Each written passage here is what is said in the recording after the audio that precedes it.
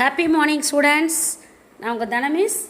Today subject economics. எக்கனாமிக்ஸில் நம்ம chapter 9 பார்த்துக்கிட்டு இருக்கோம் இல்லையா? 9th சாப்டர் ஃபிஸ்கல் எக்கனாமிக்ஸ் பார்த்துக்கிட்டு இருந்தோம். அதை போன கிளாஸில் ஸ்டார்ட் பண்ணோம். அதாவது அதனுடைய லேர்னிங் அப்ஜெக்டிவ்ஸ் பார்த்தோம், இன்ட்ரோடக்ஷன்ஸ் பார்த்தோம், மீனிங் ஆஃப் பப்ளிக் ஃபைனான்ஸ் அப்படிங்கிறத பார்த்தோம். அதாவது பப்ளிக் ஃபைனான்ஸ்னால் என்ன அப்படிங்கிறத அதனுடைய மீனிங்ஸ் பார்த்தோம். நெக்ஸ்ட்டு பப்ளிக் ஃபைனான்ஸுடைய டெஃபனேஷன்ஸ் பார்த்தோம் இல்லையா? அதாவது ஹியூஜ் டால்டன் அந்த எக்கனாமிக்ஸ் அவர் சொன்ன டெஃபனேஷன்ஸ் பார்த்தோம். ஆடம் ஸ்மித் சொன்ன டெஃபனேஷன்ஸ் பார்த்தோம். ஓகே, நெக்ஸ்ட்டு வந்து ஸ்கோப் ஆஃப் பப்ளிக் ஃபைனான்ஸ். அதாவது ஸ்கோப் ஆஃப் பப்ளிக் ஃபைனான்ஸ் வந்து இந்த பப்ளிக் ஃபைனான்ஸ் வந்து 5 மேஜர் சப்டிவிஷனாக பிரிக்கப்பட்டுள்ளது அப்படிங்கிறத பார்த்தோம். அதில் ஃபஸ்ட்டு வந்து public revenue, public expenditure, public டெப்ட்டு, ஃபைனான்சியல் அட்மினிஸ்ட்ரேஷன், ஃபிஸ்கல் பாலிசி. இந்த 5 தான் இந்த சப்டிவிஷன்ஸ். ஓகேயா? இதில் ஃபஸ்ட்டு நம்ம பப்ளிக் ரெவன்யூ அப்படின்னா என்ன அப்படிங்கிறத நேற்று கிளாஸில் பார்த்தோம். திருப்பி 1 செகண்ட் அதை ரிப்பீட் பண்ணிவிட்டு நம்ம கண்டினியூ பண்ணுவோம். ஓகேயா? Public revenue. Public revenue deal with the methods of raising public revenue, such as tax and non-tax, the principles of taxations, rates of taxations, impact incidents and shifting of taxes and the effects. Public revenue அப்படின்னா என்னன்னு பார்த்தீங்கன்னா, அரசுக்கு வருகின்ற revenue, அதாவது வருவாயை பெருக்கக்கூடிய அதை rice பண்ணக்கூடிய முறைகளான tax and நான் டேக்ஸ், வரி மற்றும் வரியல்லாத, ஓகேயா, அந்த ரெவன்யூ வருமானங்கள் அதை பற்றியும், மேலும் வந்து இந்த டாக்ஸியேஷன்ஸ் வரியினுடைய பாலிசிஸ், அந்த வரி பாலிசிஸ் மட்டும் வந்து வரியினுடைய பர்சன்டேஜ் விகிதம், நெக்ஸ்ட்டு வந்து அந்த வரியினுடைய பளு அப்படின்னு சொல்லுவாங்க, அப்புறம் வரியினுடைய தாக்கம், இது எல்லாமே இந்த எல்லா விளைவுகள் ஆகியவற்றையும் விளக்கக்கூடிய ஒன்று தான் என்னது பப்ளிக் ரெவன்யூ அப்படின்னு சொல்லப்படுகிறது. அதாவது டேக்ஸ் அண்ட் நான் டேக்ஸ், அப்புறம் டாக்ஸியேஷன், ரேட் ஆஃப் டாக்ஸியேஷன், இம்பேக்ட், இன்சிடென்ட்ஸு தாக்கம், ஓகேயா, அண்டு ஷிஃப்டிங் ஆஃப் டாக்ஸியேஷன்ஸ். அதான் அதாவது வரியினுடைய அந்த பலு அப்படிங்கிறவங்களே அந்த இது எல்லாம் தயர் எஃபெக்ட்ஸு விளைவுகள், இது எல்லாத்தையும் விளக்கக்கூடிய ஒன்று தான் என்னது பப்ளிக் ரெவன்யூ அப்படின்னு சொல்லப்படுகிறது. ஓகேயா? நெக்ஸ்ட்டு பார்த்திங்கன்னா public expenditure.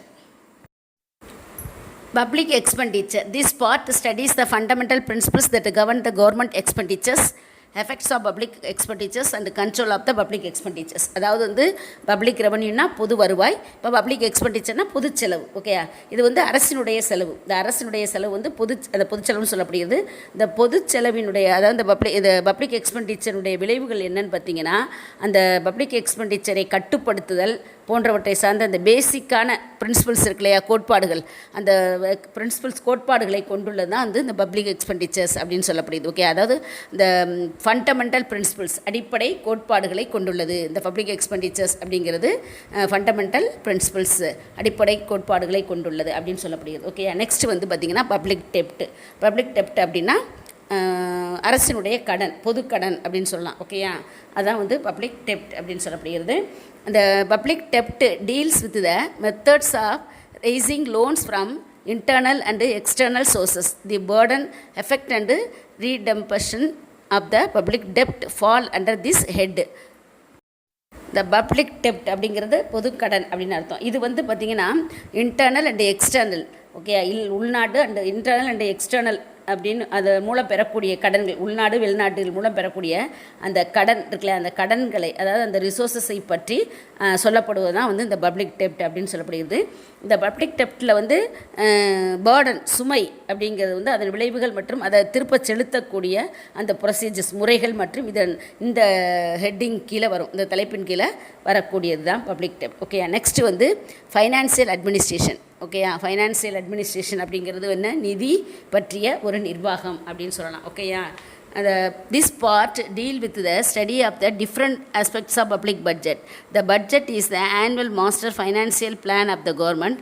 The various objectives and steps in the preparing a public budgets passing on sanctioning, allocations, evaluations and auditing fall within financial administration. Financial அட்மினிஸ்ட்ரேஷன்னா அந்த நிதி நிர்வாகம் அப்படின்னு சொல்லலாம். இது பார்த்திங்கன்னா இதில் வந்து அரசினுடைய இந்த வரவு செலவு இருக்கு இல்லையா, அதை பற்றி அந்த வரவு செலவு பிளான் இருக்கு இல்லையா, திட்டம், அந்த வரவு செலவு திட்டத்தினுடைய இந்த பல்வேறு பார்ட்ஸை பற்றி படிக்கிறது தான் வந்து இந்த ஃபைனான்சியல் அட்மினிஸ்ட்ரேஷன் அப்படின்னு சொல்லப்படுகிறது.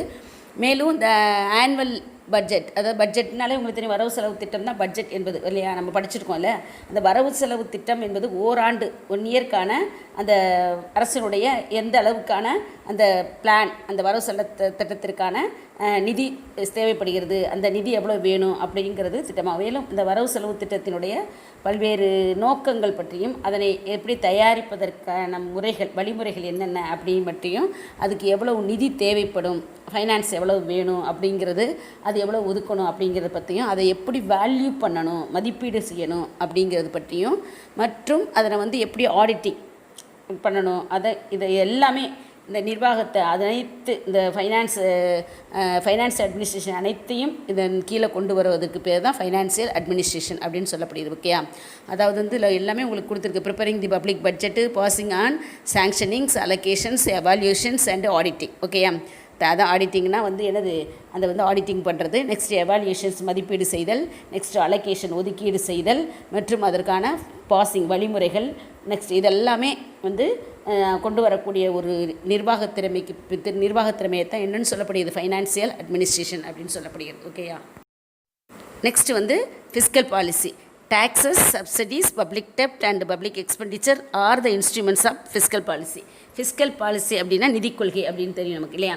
நிதி கொள்கை அப்படின்னு அதாவது இதில் என்ன சொல்லப்பட்டிருக்கு, டாக்ஸஸ் வரி, சப்சிடிஸ் மானியங்கள், பப்ளிக் டெப்ட்னா உங்களுக்கு தெரியும் இல்லையா, அதாவது பொதுக்கடன் இப்போ தான் பார்த்தோம் இல்லையா. அடுத்து பப்ளிக் எக்ஸ்பெண்டிச்சர்ஸ், அந்த செலவு, இந்த எல்லா விதமான ஃபைனான்ஸ் பாலிசிஸ், ஃபிஸ்கல் பாலிசி, இது எல்லாத்தையும் கொண்டு வரக்கூடிய ஒரு கருவியாக செயல்படுவது தான் இந்த ஃபிஸ்கல் பாலிசி அப்படின்னு சொல்லப்படுகிறது. ஓகே, அதுதான் மெயின். இந்த ஃபிஸ்கல் பாலிசி அனைத்தையும் கருவிகளாக பயன்படுத்தக்கூடிய ஒன்று தான் ஃபிஸ்கல் பாலிசி அப்படின்னு சொல்லப்படுகிறது. ஓகேயா, public finance and private finance. Public ஃபைனான்ஸ்னால் அரசினுடைய நிதி, ப்ரைவேட் ஃபைனான்ஸ்னால் தனியாருடைய நிதி. இது ரெண்டையும் தான் நம்ம இப்போ பார்க்க போகிறோம். ஓகேயா, public finance deals with study of income and financial administration of the government. Private finance is the study of income, expenditures, borrowing and financial administrations of individuals or private companies. Both public and private finance are fundamentally similar in nature but different from each other on various operational aspects. The similarities and dissimilarities between public and private finance have been explained below.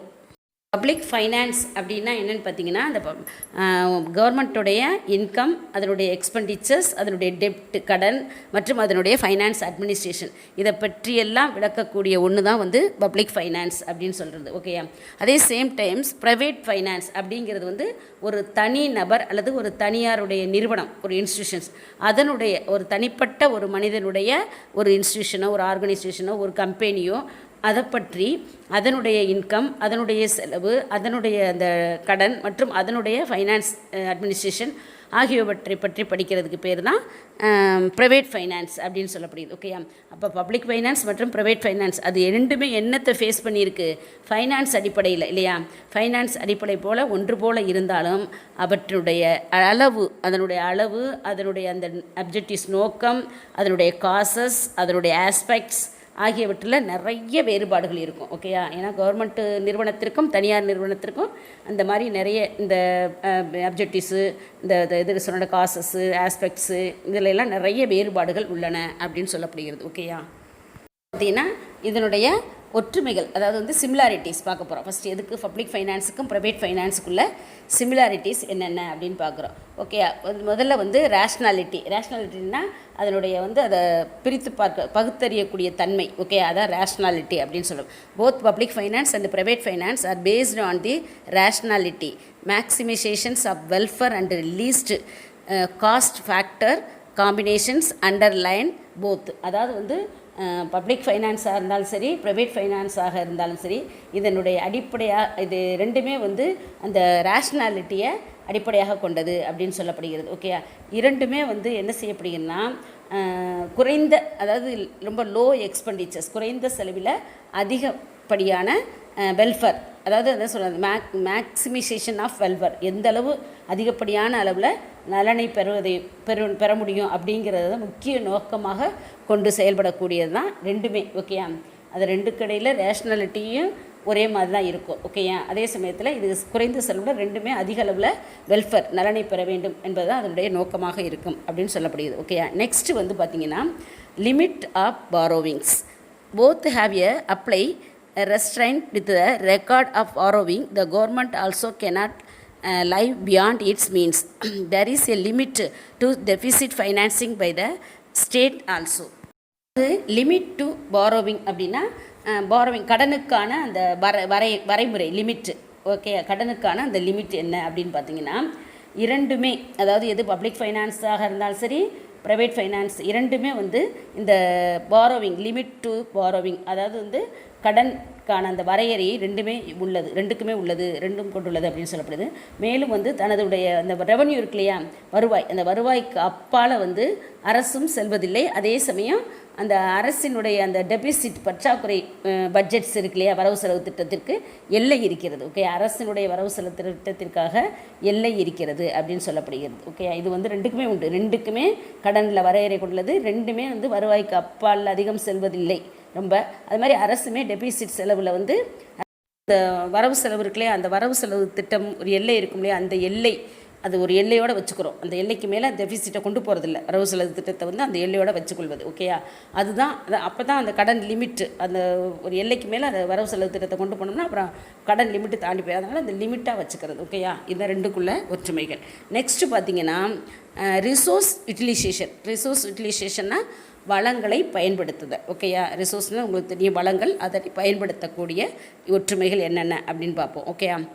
Both the private and public sectors have limited resources at the disposal, so both attempt to make optimum use of resources. அதாவது private finance, இந்த ப்ரைவேட்டாக இருந்தாலும் சரி கவர்மெண்ட்டாக இருந்தாலும் சரி, அதாவது government department இருந்தாலும் அந்த வரையறுக்கப்பட்ட அந்த அதாவது அந்த யூட்டிலைசேஷன் வளங்கள் இருக்குல்ல, ரிசோர்ஸஸ், அந்த ரிசோர்ஸஸ் அங்கே வந்து வரையறைக்கு உட்பட்ட அந்த வளங்களை கொண்டுள்ளது அப்படின்னு சொல்லப்படுது. மேலும் இவ் ரெண்டுக்குமே வந்து ஆப்டிமம், அதாவது ஆப்டிமம்னா உத்தம அளவில், ஓகே, ஆப்டிமம் லெவலில் வந்து அந்த ரிசோர்ஸஸை பயன்படுத்த முனைகிறது ரெண்டுமே. ஓகே, அது பயன்படுத்தப்படுகிறது அப்படின்னு சொல்லப்படுகிறது. ரெண்டுமே வந்து ஆப்டிமம் சைஸ் ஆஃப் ரிசோர்ஸஸை பயன்படுத்த முனைகின்றனர் அப்படின்னு சொல்லலாம். ஓகேயா? நெக்ஸ்ட்டு பார்த்திங்கன்னா அட்மினிஸ்ட்ரேஷன் ரெண்டுக்குள்ள சிமிலாரிட்டிஸ் என்னன்னு பார்த்தீங்கன்னா, அட்மினிஸ்ட்ரேஷன் அப்படிங்கிறத நெக்ஸ்ட் வீடியோஸில் கண்டினியூஸாக பார்ப்போம். ஓகேயா? Thank you students. இதனுடைய கண்டினியூஸாக நெக்ஸ்ட் வீடியோஸில் பார்ப்போம்.